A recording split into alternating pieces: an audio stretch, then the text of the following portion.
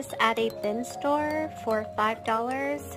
It was being sold for 10, for 15, and then eventually the guy offered it for 5 if I ran into the store. So we will see. This is my unboxing. I want to try it out before I use my other one that I invested in from Amazon. I'm going to check out the lights. Ooh, bright.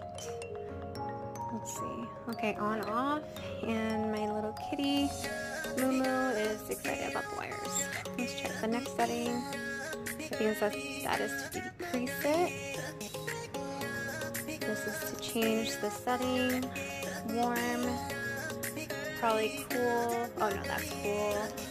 Warm, maybe regular or sunlight. And then that's to increase the brightness. It's pretty bright. I kind of like it. For $5, I'll see how it works. Let's see. Yeah. So it did actually come with this shutter button to pause it and to take a picture. I started the video by clicking on it, and I'm going to press pause.